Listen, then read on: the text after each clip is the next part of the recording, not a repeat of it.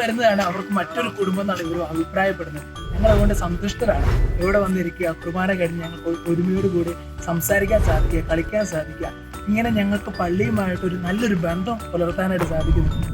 Hi guys, എൻ്റെ പേര് Ashley. Saint Sebastian church Pannimattam കേസിന്റെ വൈസ് പ്രസിഡന്റാണ് ഞാൻ. ഞങ്ങളിവിടെ ചെറിയൊരു ഹാൾ തയ്യാറാക്കിയിട്ടുണ്ട്. കുട്ടികൾക്കും മുതിർന്നവർക്കും എല്ലാവർക്കും പല പല ഗെയിംസ് കളിക്കാൻ പറ്റിയ ഒരു ചെറിയ ഹാൾ. ആ ഹാളിന്റെ പേരാണ് ഡോൺ ബോസ്കോ ഹാൾ. അപ്പൊ എങ്ങനെ നമുക്ക് ആ ഹാൾ ഒന്ന് പരിചയപ്പെട്ടാലോ?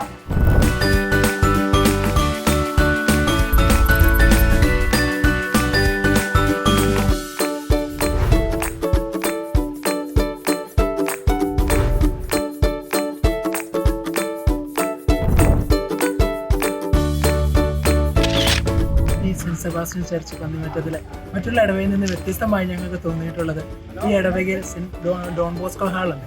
ഇവിടെ ഞങ്ങൾക്ക് പല വിധത്തിലുള്ള സൗകര്യം, അതായത് ക്യാരംസ് കളിക്കാനായിക്കോട്ടെ, ചെസ് കളിക്കാനായിക്കോട്ടെ, ചീട്ട് കളിക്കാനായിക്കോട്ടെ, ഇതൊക്കെ കളിക്കുന്നതിലൂടെ ഞങ്ങൾക്ക് എല്ലാവർക്കും ഒരുമിച്ച് വരാനായിട്ട്, ഞങ്ങളുടെ കൂട്ടായ്മ വർദ്ധിപ്പിക്കാനായിട്ട് സാധിക്കുന്നു. പന്നിമറ്റം ഇടവകയിൽ നല്ലൊരു പുൽക്കൂടി ഇത്തവണ പണിയാനായിട്ട് സാധിക്കും. ഇത് ഒരു വ്യക്തിയുടെ ഒരു പണിയുടെ ഫലമായിട്ടല്ല, മറിച്ചൊരു കൂട്ടായ്മ, യൂത്ത് മുഴുവൻ ഇതിൻ്റെ പിന്നിലുണ്ടായിരുന്നു. ഡിസംബർ 1-ാം തീയതി തൊട്ട് ഞങ്ങൾ ഇതിൻ്റെ പിന്നിലുള്ള വർക്ക് ആരംഭിച്ചു.